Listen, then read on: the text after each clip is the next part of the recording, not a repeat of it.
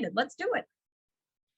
Let's do this thing. Welcome back, my extraordinary beings, to another episode of Naked Sunday. I am your host, Caleb Nelson, and I have the lovely, the fantastic, this bright smile, just like radiance across the screen from me right now. And I can't wait to finally give you a hug in person one day.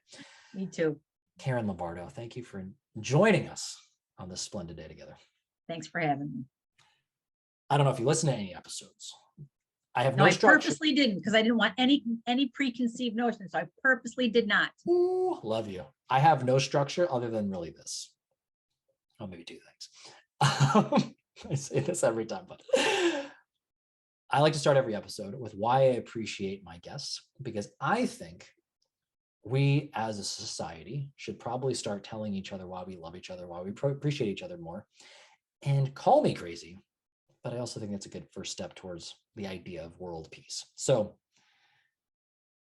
we've met each other once, quote unquote, met each other. Like I said, I can't wait to give you a hug in person. Just if you haven't gathered, I'm a hugging kind of guy. Me too. I'm Italian. We do that. Yes. It's a European thing, I think.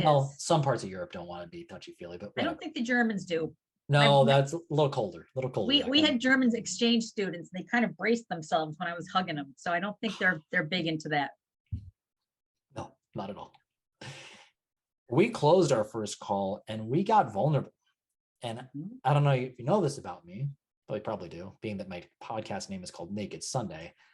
I'm a sucker for vulnerability. I love it. And it's because how else can you build trust if you can't be real? And I really value anybody who has the courage to just share of themselves and be themselves and be honest, because so many other people, not just myself in that moment, but I find out so many other people can gain from that transparency, from that authenticity, from the lessons of somebody being willing to share of their life and of themselves. And we never know what one experience we've gone through in our life might help somebody else.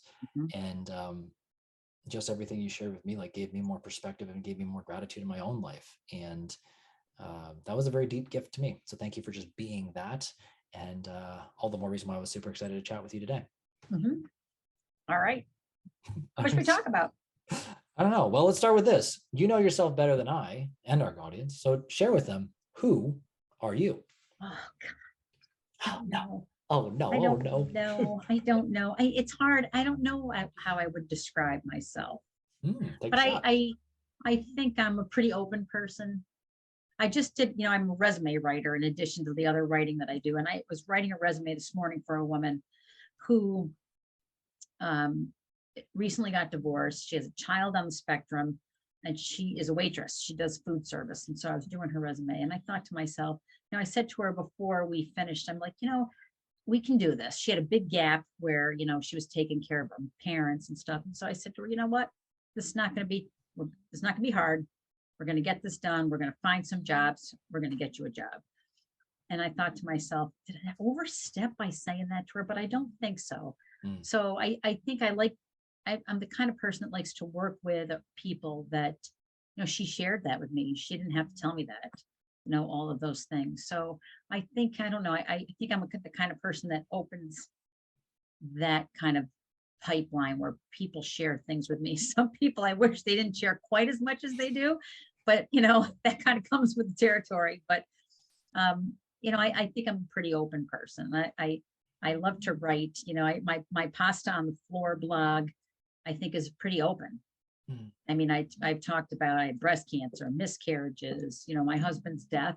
I'm pretty open to that because I want people to know that that's okay. And if it helps somebody and it makes somebody say, you know what, I can do this, then that's a good thing. There's times where you can hear my dog snoring back here. Miss Tilly is an English bulldog.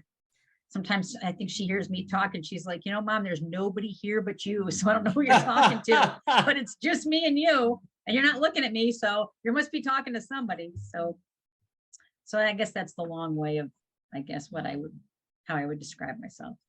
Well, take me on the journey. How'd you get into writing? How did these blogs and your copywriting business, how did these things come to be? Where and start wherever you want on that journey. I honestly don't know. I was thinking about it. I was in sales and marketing when I was younger, and mostly in sales. And I don't know, I always kind of did this. So I worked for a big law firm in New York, and I got laid off in 2009 with like 700 other people. When, we started to see our big clients, it was a big firm. So like when Bear Stearns went under, I go, I think we're in trouble. And so they let us go. And I was on the train coming home, and my friend said to me, you should write a blog. He goes, I think you have a lot of experience that you can share. So I started Pasta on the Floor in 2009, and it's kind of an outlet, writing. And so then people said to me, can you do a resume? Can you write my website content? If I tell you what I do, can you help me get a marketing piece together? So I started doing it. And then about maybe 2 years ago, people asked me, would you write my wedding vows? Can you help my best man? Can you write a eulogy or an obit? So it kind of just keeps going. It's just, I can't really say when it started, but it just kind of morphed into what it is now. Well, especially what I'm hearing, like writing my resume or writing marketing pieces or something like vows or eulogies, I hear like you're empowered with the ability to convey somebody's voice. What's been the most gratifying part of that? Like that's a big responsibility from when I think of it from that perspective. It really is. And when somebody gets a job on the resume side, that is just the best. Hands down, when they call me and tell me they got a job, awesome. When I work with startups a lot, and there are two guys that are startups. I've had them for a little over 2 years, and I just love them. And they're so full of energy. They do all these things. And so that when I did their website and their logo and all that stuff, it was just great. But when my husband died, we did a lot of things together. So now I had a lot of time on my hands. So I was watching, and I love the romantic movies. My husband used to be like, you can't watch the Hallmark Channel for 24 hours. I'm like, yes, you can. There's no law. No police are going to come and arrest me for watching the Hallmark Channel. So I was watching Letters to Juliet, that movie. And I thought, this is the coolest thing. So I reached out to them in Italy and said, I'm a writer. I want to be a secretary of Juliet. So they said, okay. So that's been the best. So I'm a secretary of Juliet. I answer people's lovelorn letters, and I sign them as Juliet, and I answer them from people all over the world. It's wonderful. It's absolutely wonderful. And it's been great. That's probably the best part.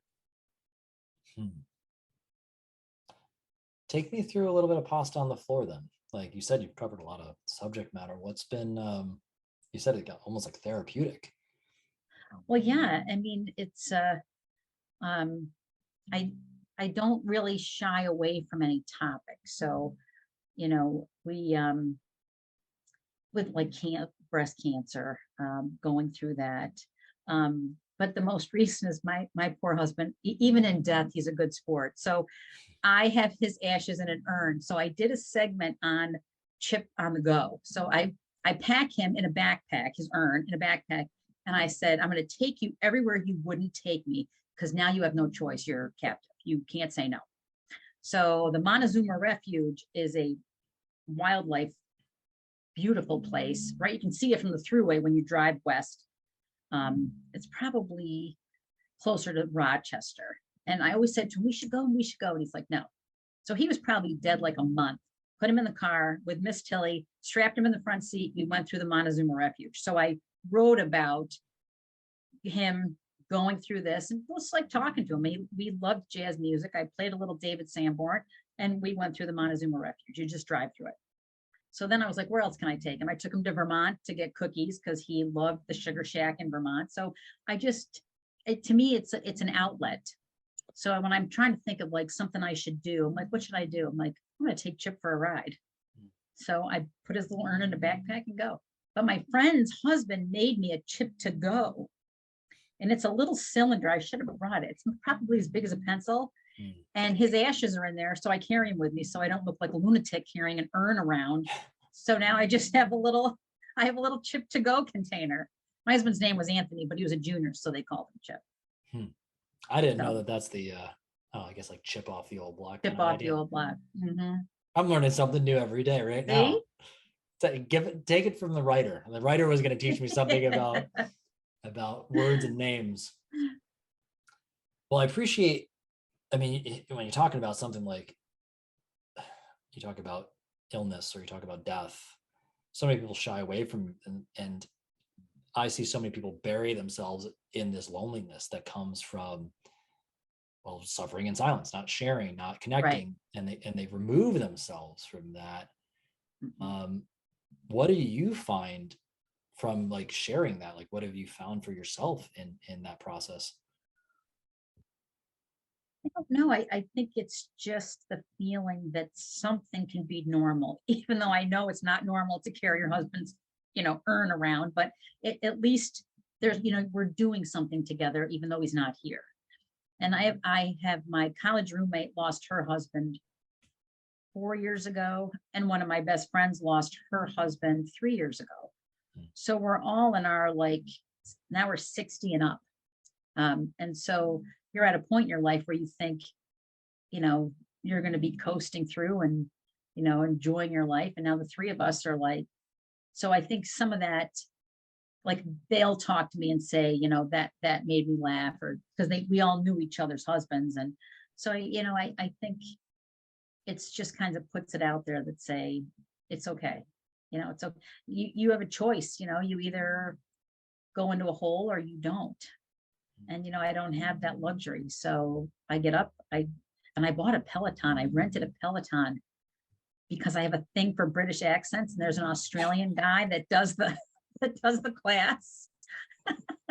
So I actually blogged about that because my husband used to laugh because I like everything I have is a British voice. Like my Google Home is a Brit, my car thing is a Brit. I have a British accent, male on everything. So I get up, I get on there. I listened to him this morning, me and Ben, 5:30. Let's go. Did our ride. You got to do it. Use the word, it's not normal, a few seconds ago. Like, my first thing that comes to my mind is like, well, what the hell is normal? I don't know. To me, if there's anything normal, it's that people grieve and that we go through shit Mhm. and we need to process. Yeah. I think that there's the courage to be unique in your own way of saying, I'm going to confront it. Because some people just try to avoid it. They don't Yeah. want to face the sad realities that come with life. And then how can you even begin to make sense of it if you don't confront it? Correct. And okay, it's an urn in a backpack, or it's ashes in a pencil. Well, you're confronting it. You're having a new conversation. And what I thought was really interesting when we were having a little bit of the conversation about it last time was like, to me, it's like, wow, you get to re-experience lessons from your husband beyond just the physical form, because I've got to imagine, okay, we're here. What would be happening? What kind of conversation would I be thinking about? Like, oh, we're confronted with this problem. How would we face this together? What would be his advice? What would be those things? Like, Right. I think it speaks to a very interesting means of bringing legacy into the forefront and making it very present, not just, oh, that was a thing. And that, like, to me, it keeps them alive in a healthy way, not like I'm trying to like, that's not like taxidermy. I'm like, I'm trying to like hang something on a wall, Yeah. like, which is, Yeah. that's a little creepy, but like, I guess that everybody, kind of do your own thing. You But do like, you. you do you, but like, You do you. this still part of his healing process of like, wow, this is I don't know. To me, it speaks to this. We lived a full life, and I get to continue to live a full life, and I hope. Yes. but that's what it sounds like to me. You're still going on experience. Your life didn't stop, and a relationship keeps going, and that's what I think so many people just need hope, and that's why I think you Mhm. sharing that is so profound to me. I mean, that's what I've been fortunate. I haven't lost too many people in my life, and it's inevitable eventually as life goes on. Mhm. It's going to be And more of it's, it. yeah. Hearing your passage and your way you've dealt with it that's moving to me. I think so many people can just grow from that. I hope so. I mean, I hope I don't code it. I don't say, and if anybody tells me that he's in a better place, I'm going to punch him in the throat. I hate that. He's not in a better place. He didn't have cancer and die. And yes, and he would maybe be in a better place. I mean, we were coming from the gym. healthy guy has a heart attack on the side of the road. That's not a better place. So I don't subscribe to that. I don't really think about it like that. I think about, okay, I don't have a choice. That part of my life now is done. But I have two great kids that check on me all the time because we have that app where you can see each other. So even though Jack doesn't like that, I can find him in Alabama at every bar because they're all tagged, so I know where he is. They know where I am too. And so, it's just a different way of being. It just is. And I don't, like I say, I don't sugarcoat that. It is hard. It's very hard. And, sometimes tomorrow's our anniversary would have been 33 years. That's a long time. Yeah. Yeah, it's a long time. Wow. My father-in-law used to say that, to my mother-in-law, that I could have killed you and been out on parole by now. Because, figure you kill somebody, get 20 to 25 years, something like that. He said, I should have killed her. I would have been out on parole. Well, we're not condoning those actions or No, the we're ideas not. of it, anybody. So we're making sure we're good there. We're good. Well, I got to also imagine you being so vulnerable and sharing about what must have been very painful for you has got to open up this really powerful line of trust with people who are then sharing and trusting you to say like, hey, this is my voice. What do you notice with people? Like, people come to you, like, what seems to be this biggest problem with them? Like, why, aside from like, oh, I can't write this thing. What are the typical real problems? Like the stuff under the surface, as you know, like sales is really, it's not the problem they're talking about. There's something else. No. What do you typically find there? Well, I think, I worked for LexisNexis for 14 years in New York, and they spent a lot of money training us how to read people, like how to negotiate. And life is a negotiation, whether you're, trying to get a deal on a couch or whatever else, it is. And so you learn to kind of get a vibe or feel. And I've always been, my husband always said too, people tell you stuff that they would never tell anybody else. I mean, I don't know why, and my son is the same way. He goes, Mom, people tell me stuff.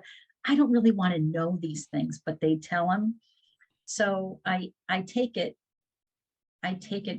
personally, to be respectful, like the woman this morning, that's hard. She's going through a hard time. I mean, at my age, I think she said she was 56 or 7. You're going through a divorce, you have aging parents. And so it's hard. It's hard. I try and be as respectful as I can. I think there's something about that energy. It's that when you show up with a preset intention of I'm here to respect you, which in absence, when you're saying I respect you, is I'm going to hear you without judgment, which I think in and of itself is a fairly profound statement for, especially where we are in society right now. Yeah. Everybody seemingly, and I should be careful of saying everybody, but so many people struggle with, like they're crippled with anxiety about making a decision or on doing anything for fear of judgment, for fear of being rejected, by kicked out, like, and there's the mass media kind of like, we're going to cancel you, this and all that, like for you sharing a thought and not even like having a full-fledged like thought about it, just like, no, I'm working through this thought right now, I don't know, but like all of a sudden demonized, or you're, the Antichrist or something. Along those like what like, and that I think is so beautiful to say like, hey, I'm going to listen to you share. It's got to be, I mean, I know how I feel when somebody's like, cool, just be you. Okay, like here you go, here's all the stuff you want to know. I mean, I try to do that anyway, because I think there's a kind of a quid pro quo moment to like where everybody's like, cool, so you are already yourself, I guess I have permission to be myself too. Thank you. Yes, it does. So when you open that up, it allows them to be that way too. Yes. Yes. It's funny because my friend says to me, there's a place in Clifton Park called West End Bagels. Yep. They are truly the closest I found to a New York bagel. And the woman, Amy, there is just great. And so my husband and I, we have a thing for Wegmans in DeWitt. It's only 2 hours and 5 minutes door to door. So during COVID, we're like, what are we going to do? We would just go up there, get a bagel and a coffee and drive to DeWitt, go to the market and come home. So she and I have become friends, and, you know, we've gone out to dinner and stuff. My friends say to me, you met a woman in the bagel store and you know your life story. She knows yours, and you go out to dinner, like, just because you met her. I go, yeah, like, I don't think there's a rule that says, oh, I know you, I talk to you, or people that, you know, that you see every day. Oh, and just stay there. Don't come in here. I see you, but you stay there. I think that's such, you could lose so much of somebody, or the opportunity for a great relationship. You know, when I worked in New York, I have a terrible elevator fear. I've been trapped in elevators more times than I can't even tell you. Really? And so, yes. And so when You're gonna have to tell me living in about that in a second too. Yeah. well, when Whoa. you work in New York, you don't have a choice. You have to get in an elevator. So I worked in the MetLife building for a long time. We moved across the street. So we're in this little building. I went up to the guards and I go, look, one of you is taking me up in that elevator, because every time I got stuck, I was by myself except once. So the guards would come up with me in the elevator, and I got to know the one guard, and his wife was pregnant when I was pregnant, and, you know, and he had a little baby boy. And so you get to know each other. And people in New York, of course, you know, they're all like head down, don't talk kind of thing. And so I think that if you pay attention a little bit, there's glimpses of that where you can build something with somebody that maybe you wouldn't normally do. And it made it a lot easier for me to go to work. And they were just great. You know, you got to reach out a little bit. And if it doesn't work out, well, then you learn, say, okay, then that didn't work out. But usually it does. Usually it does. What strikes me about that is, like, I think people are oblivious to how low the bar is for human decency right now. Yeah. Just to be acknowledged, like a walk through your neighborhood. I used to like think it was silly when I would watch my dad like wave to the random car that drives by into the neighborhood. Like, you don't know this person. And now I'm like, oh, I get it. And I like, especially when you own a business or anything like that, like, your job is to basically learn how to make connections. Yeah. That's it. But like, you walk through the park, wave, nod your head, look them in the eye, just that. And it seems like everybody seems so alone in a crowd nowadays, because nobody will take the time of day to acknowledge somebody else's presence, just saying hey. And there's this whole judging the book by its cover. It's like, okay, so this is a person behind the bagel counter. You don't know shit about them. No, you don't. Until you do. Until you do. Yeah. It's so funny. But see, I have kind of a little like a gremlin that sits here. So when I see somebody that I know doesn't want to say good morning, oh, I'm saying good morning, because you're gonna say it back. If it kills me, you're gonna do it. So like at the gym, you know, I go at 5 o'clock, it opens at 5. These guys, you know, the big muscle guys, they got their big, you know, gallon of water and all their crap. And I'm like, good morning. So now I just wear them down. I just wear them down. Kill them with kindness. Got to, because they just look so intense. It's 5 o'clock. It's 5 o'clock. And now it's dark at 5 o'clock.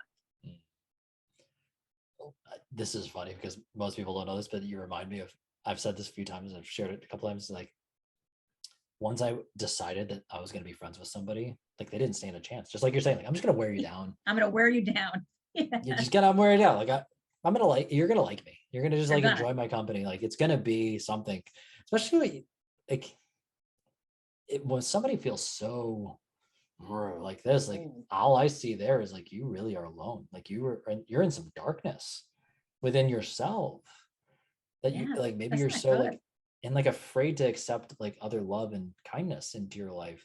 That's like, life is serious, but also life is not that serious.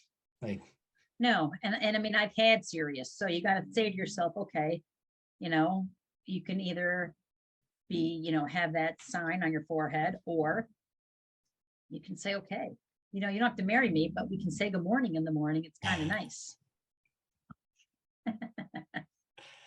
Well, plus, like, you never know who you're going to meet. No, you don't. Like, you and I were strangers not 2 weeks ago. 2 weeks ago. Yeah. Yeah. And now we're not. Now we're not. Okay. But That's a good thing. if you never, That's a gift. yeah. But I think what's cool about what we're sharing in that I think so many people think, like a lot of people get caught on like, oh, I'll have only my friends from my childhood or my college years or whatever. It's like, because we've been friends for so long, is it the quantity of time, or is the Right. quality of the time? Because you can meet somebody tomorrow, they can knock your socks off and be like, whoa, Mhm. I did not know Yeah. that it was even possible. But if you're not open to receiving that type of energy or kindness or leveling up in your life, you're not even gonna have a chance. You're going to be stuck with that persona. And it's not to say they're bad, it's just to say like that's different. But there's also Right. more. There's also more. And we were all strangers at one point. Hell, we were even strangers to our parents at one point. Like, Yes. Yeah. that's, I think that's worth meditating on. Why do people get so caught up? Like, you don't know, especially if, like, even if somebody's like impoverished, like, you don't know if they also might just be absolutely brilliant. They might be the person who Right. changes your world and blows your mind because of the knowledge that they somehow acquired in their lifetime. You Right. have no idea. No idea. Were Yeah. you always like outgoing and like kind of like willing to connect that way, or was it like a Yeah. I specific? was the friendliest in my high school class. Yes. Mm. Yes. I was the friendliest girl. I still talk to the friendliest boy because my 42-year high school reunion is this Thanksgiving. And so, yes, we're 42. Yeah. And you still talk to them? Yeah. All the time. You are so much better than me at staying in touch with people, because holy cow, I talk to, like, on the odd chance, maybe once a year with somebody from high school. Maybe that's impressive. So I don't, Yeah. that's my own issues though. I'm Well, not, I still have my best friend. We've been best friends since I was 7. Mm. And I'll be 60 next month. That's a long time to have a best friend since we were 7. Mm-hmm. Yeah. I'm Isn't curious that about this. crazy? Yeah, I'm curious about this. I mean, everybody comes back, oh, there's things happening in my childhood and whatever. What were some like interesting, are there even any interesting lessons like from your formative years that have continued to be these staples through your business, through your life, through like how they anchored some of your core values? Is there anything in that, or was it in spite of, like? I don't know, but I went to Catholic school Mm. when I was little, and I went to Siena, so that's Catholic too. But I was telling somebody that um, I can't remember who I was talking to yesterday, and they said about um, bad experiences in Catholic school because they were strict. And so I said, I kind of feel terrible about this, but not really. So I had a 3rd grade teacher who was just mean, mean, mean, mean. Like she wouldn't let my friend, my best friend that since we were 7, wouldn't let her go to the bathroom. And she peed her pants right on her chair and she Oh, wouldn't let her get up. So like years later, my husband and I are at some event and she's sitting behind me. And I got like agita over this. Like she was that wait, close. your friend or your teacher? Teacher. Oh, So finally, at the end of it, I turned around and I said to her, I have to tell you something. This might sound terrible, but I want to tell you, you scared me so bad as a kid. You made my best friend cry and you tied up a guy and put him in the closet because he missed. Yeah, she literally put him in and roped the handle and put him in the closet. whoa. And I said, I got to tell you, that's an awful thing you did. And it's bothered me all these years. It bothers my friend to this day. And I think you should know that. I think it's too late for you to change, but I think you should know that. And she just looked at me and her husband said to her, did you really do that? She didn't say anything. And I looked at him and I said, yes, she did. My poor friend was devastated. She still is. It's an awful thing. And I couldn't help myself. And that's so not like me. Would never call somebody out, but that was my friend. And you really made her feel terrible. And then the poor guy in the closet, I'm like, seriously? And I thought that was terrible. Well, you and him both might both have some issues with being in elevators and closed spaces. Just Poor Joe. Yeah. shit. Yeah, probably. Yeah. Well, that's it. I'd be curious your take on this. I know like a lot of the kind of the mainstream thing is all about like, oh, my trauma, my things like that. And that's the reason why I like to talk about some of this stuff.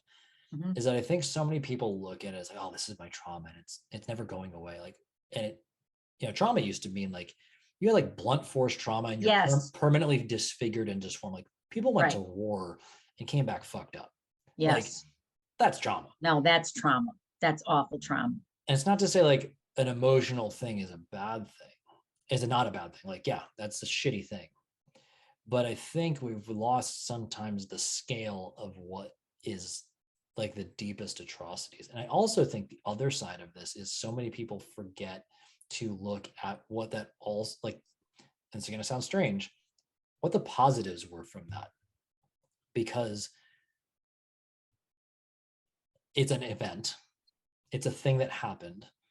It could be my trauma and it made me be all these things, but there's also a flip side to that. It also made me be all these other positive things too.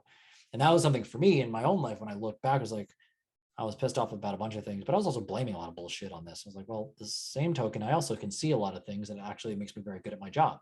Mhm. Oh, there's two sides to this coin. Mhm. I just kind of floated some thoughts out there. Is anything like any thoughts that you have on that? I think it lends to what the trauma was and what your support was.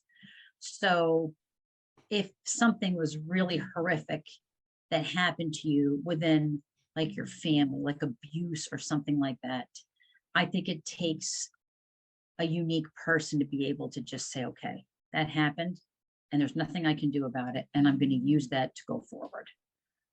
But I would imagine that's hard. That's really, really hard. So I think there's different levels of things that happen that you either say, this is bullshit. I'm just going to get over this and I'm not going to let that happen. Or you just say, okay, it is. And it just kind of stays here. And sometimes it comes out, sometimes it doesn't. But I think that's such a unique experience. I mean, I feel for people that really went through something awful. I really do.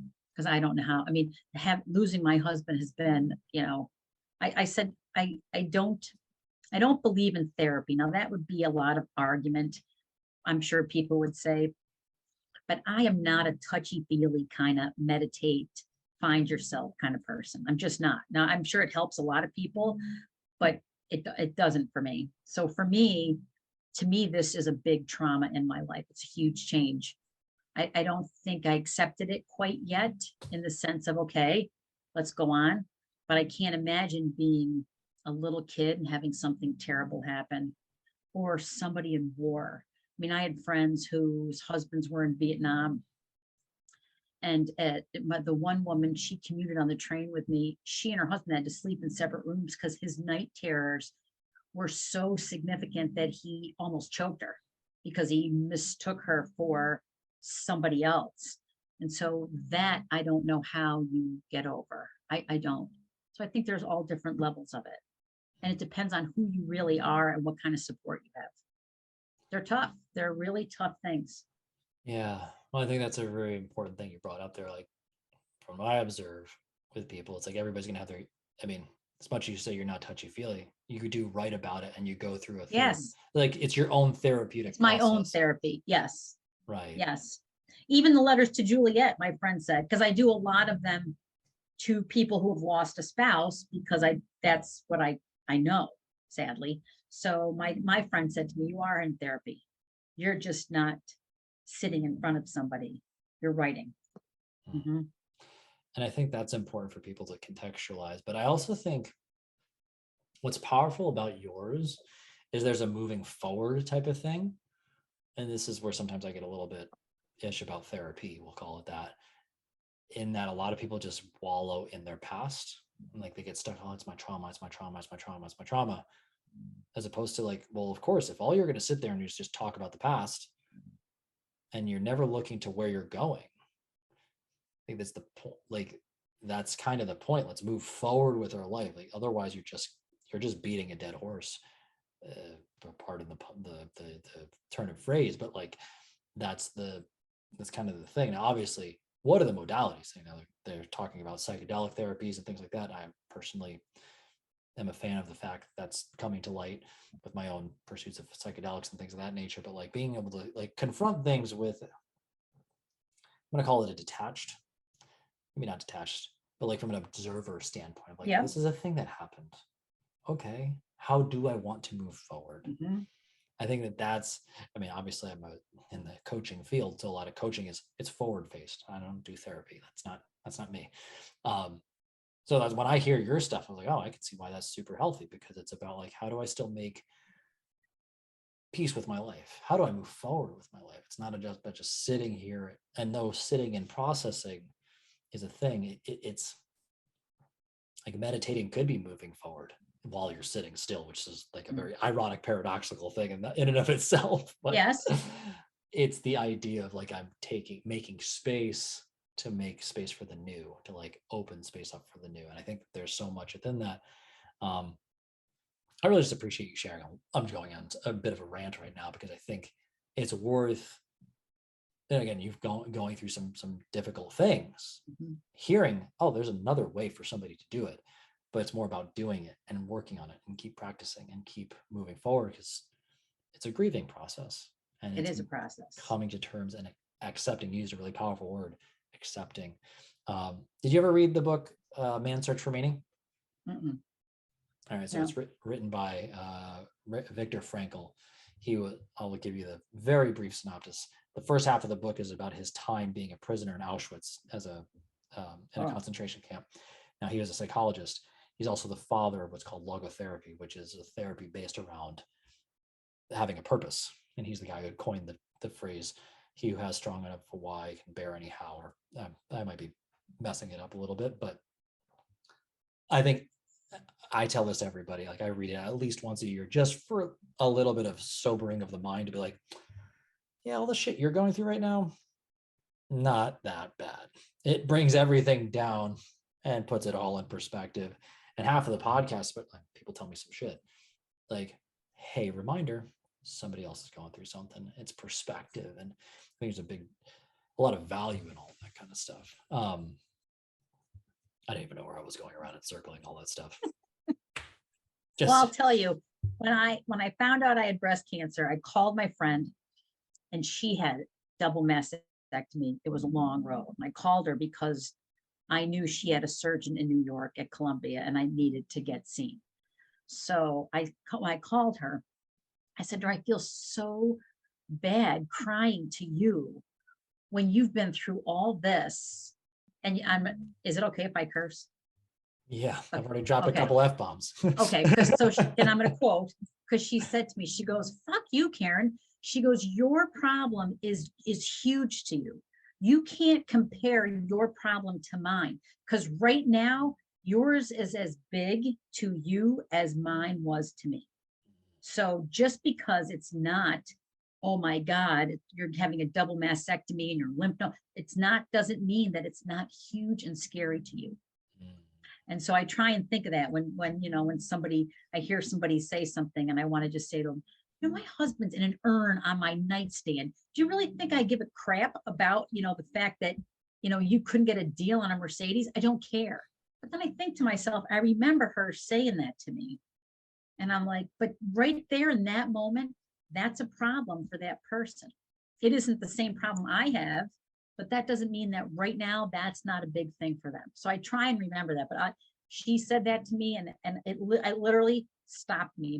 I stopped, and I was like, okay, message received. I get it. There's a lot of empathy behind that. Mm-hmm. And you do have, like, man, I got to meet your friend now. She's very cool. Clearly, like, she's very cool. Well, I hear that, and like,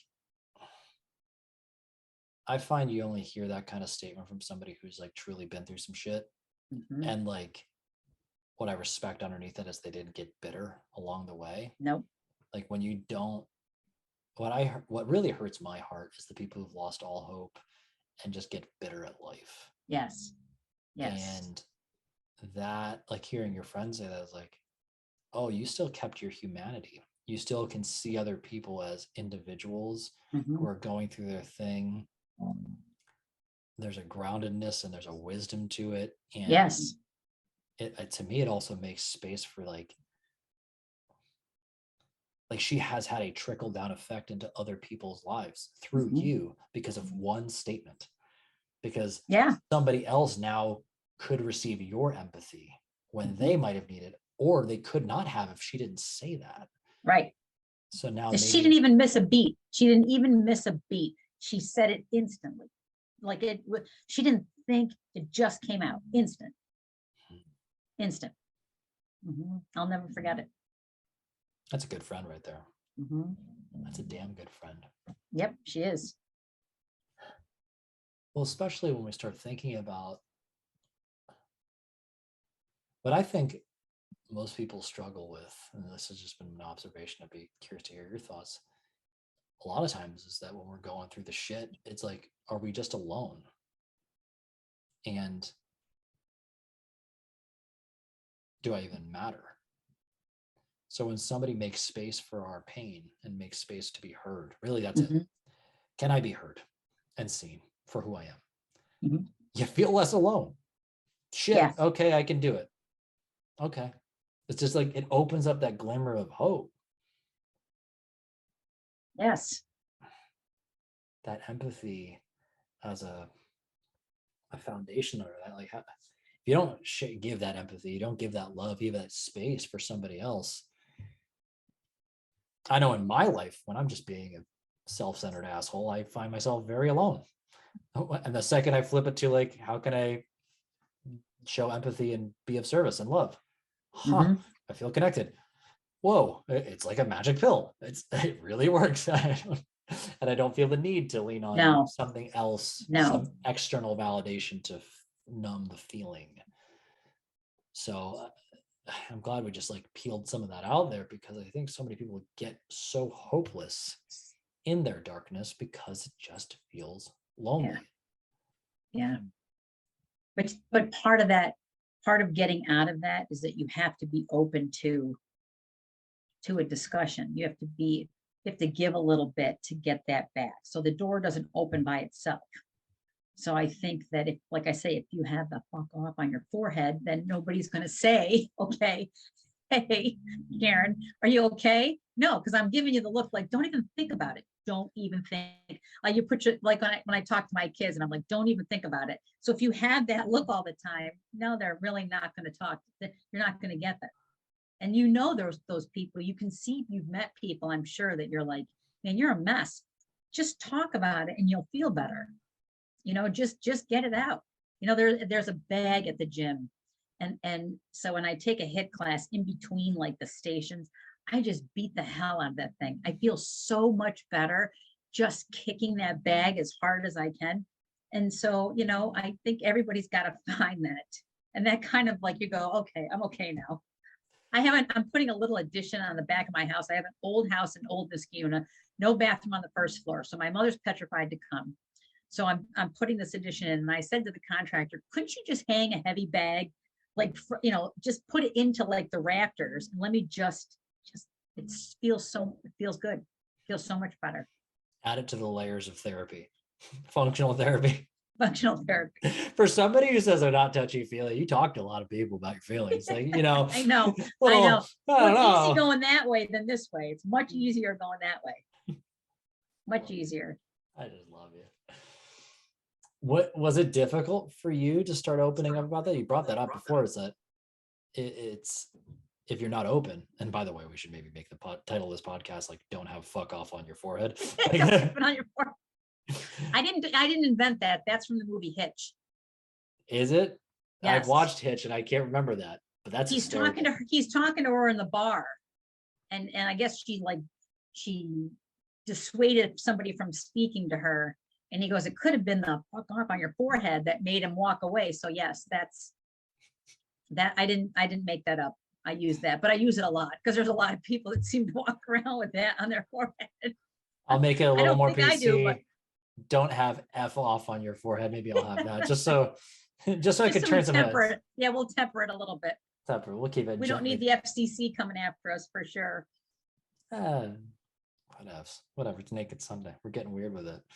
But yeah, back to the question. What was Did you struggle with opening up about that a little bit first, like to your friends or to something like that? Like what was, and if not, like, cool, like that's awesome. But what Opening was up that like? about what?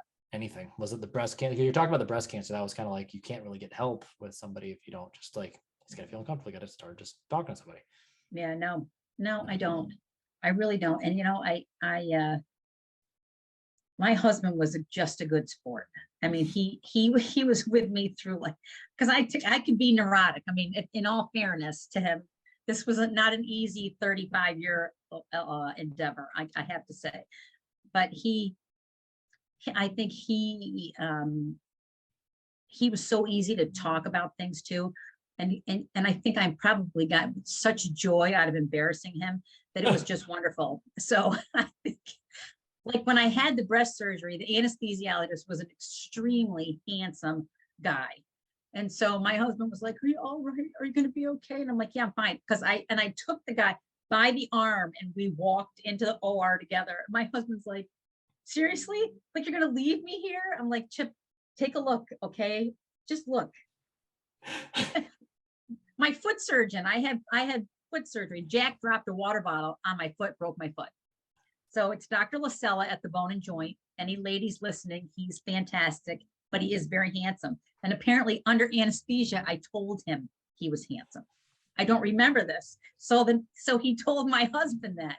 He goes, "Yeah, your wife said I was very handsome under anesthesia." He goes, "I know, I hear about it all the time. Oh, he's so handsome." And I'm like, so yes, at the Bone and Joint in Albany, Dr. Lacella. selling surgeries. They're gonna have an uptick, and like, oh, I just needed a little fix in my Women toes. breaking their foot. Yes.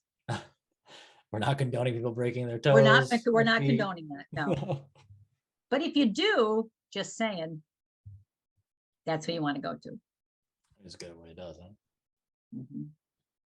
You're pretty awesome. I hope you know that. So are you. I'm having fun. This is great. I got Tilly snoring in the background over here. I'm like, we're good to go. Well, my puppers he's curled up right now. Oh. I'm going to share a story with you. So I did a ayahuasca ceremony recently, and you'll see why I'm talking about this in a second. In my life, I've needed, you know what ayahuasca is? No. Okay, so it's like this psychedelic. It's a brew that is made, and the active ingredient is DMT, and you go on a vision quest, whatever.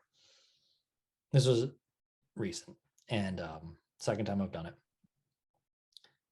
And anyway, I'll jump to the point where I'm trying to get to.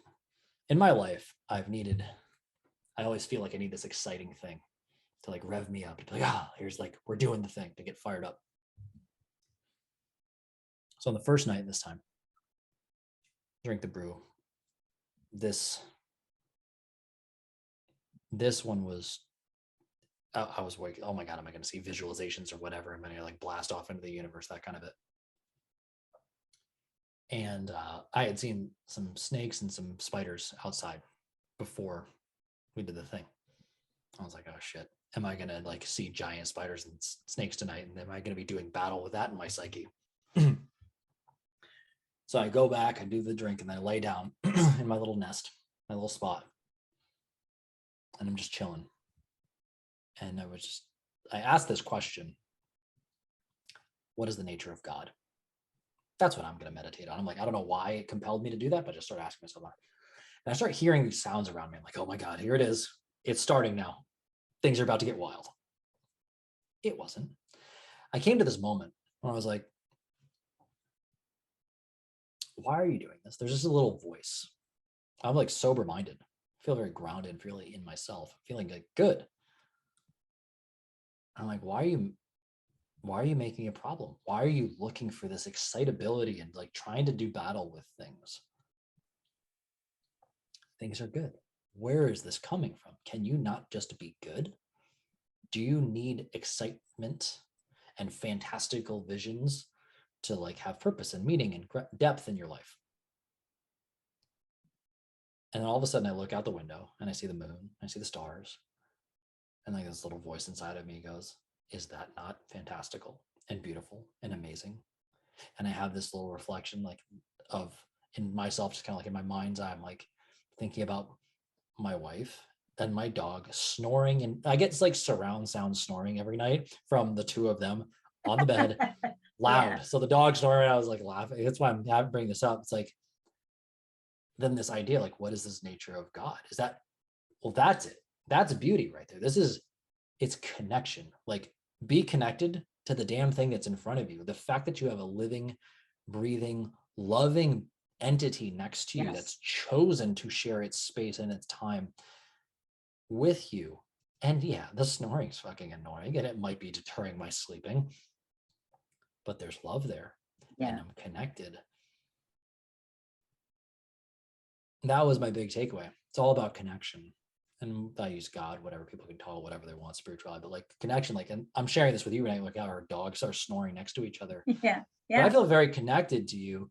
And what I'm coming back to appreciating about you again and all of this is like, you didn't have to share any of this shit with me. There was a choice to say, you know what, here, I'm gonna tell you some stuff. And we got to a moment on our last call and just kind of like, just bring her out. Like you just kind of like had a moment, like I was going through a bit. And I was like, what's going on? And there was just a moment where like, to me, I was like, I don't know if she's going to say anything or not. And you just chose to share with me what was going on. Mhm. And I felt a lot of love and a lot of Oh, compassion and a lot of thank like, you. hey, we're here together. Mhm. Not everything's always gonna be fucking happy thoughts. It's not always gonna be like rainbows and No. butterflies and the moon Puppies. and puppies. But you know what? It's this like, I'm here with you. And somebody chose me of all people to be in this space to say, I trust you with this information. I'm just gonna be here with you. And it doesn't have to be any more than that. No, I think that's real love. no. I think that's real love. Yeah. And I think it happens more often than people think. They don't accept it. Mm.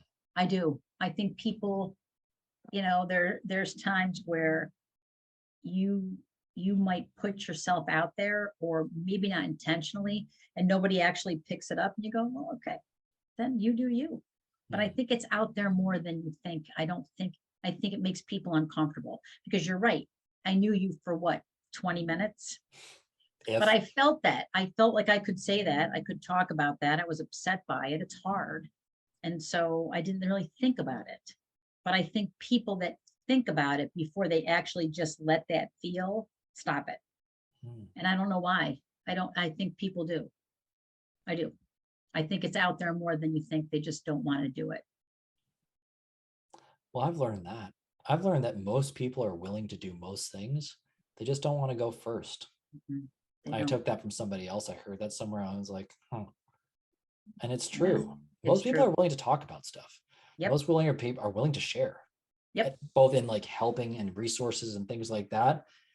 As so long as there's this lack of judgment and there's respect Yeah. and being like a willingness to hold space for being yourself. And because it makes it so much easier to say like, hey, let me celebrate you for the thing you're great at. And how do you Right. need to be validated? Sometimes you need to be paid. Sometimes you just need like a pat on the back. Sometimes you just need a fucking hug. Like That's it. Yes. it's it's Yes.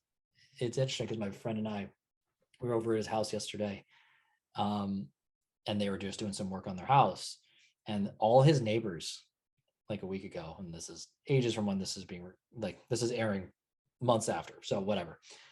But he was talking about how the other week, all his like four of the guys, the retiree guys in the neighborhood, they all just start wandering over his house. He's like just ripping this one siding, and they're doing this random project on his house at 6:30 at night on a Tuesday because they want to, Because they want to. because they want to feel like they're part of something. And some of them are, he's like joking, it's like, no, there's a couple of the guys are sitting back like foreman style, just like they just want to feel like they're around and just offer their opinion from a distance. Some people want to get in there and get into the grid of it, whatever. And there are Yeah. people like, but to me, it just keeps coming back to this idea of connection of like, Mhm. let's just be here together and admire each other. Yes. And that's not always about money changing hands. And sometimes it is, like that's sometimes business, like you got to do that. But No.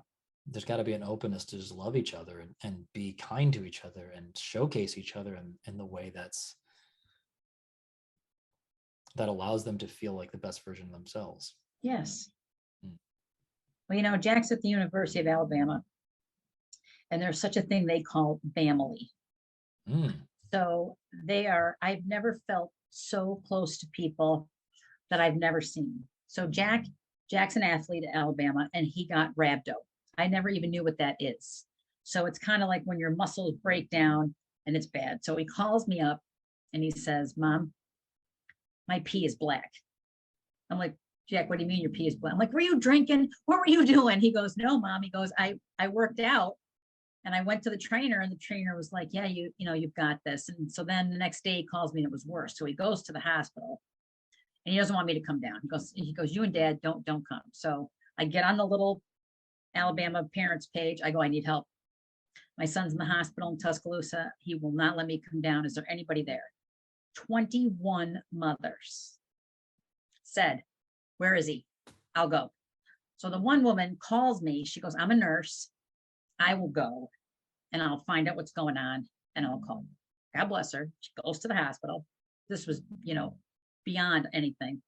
So she says to me, what are his favorite things? What does he like? And I said, I know he's a 22-year-old big athlete, but he loves apple juice and Oreos.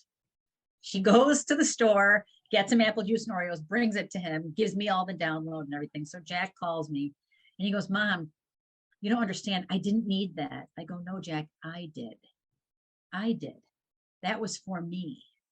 The Oreos and the apple juice were for you. That was just, but I needed to know you were okay. I needed a mother to go there and do that. So here's a woman I've never laid eyes on that did that. So when you think about people putting themselves out there and doing things and you finding these acts of kindness, there's over 38,000 students at Alabama this year. So you figure, okay, on the parents' pages and all this communication, we all come kind of, it all weaves. I mean, yeah, the whole Roll Tide and football thing, but on the whole, these are people that believe in helping somebody and putting themselves out there and saying, what can I do for you? That to me is an amazing thing. 21 women, 21, never laid eyes on them. That's pretty cool.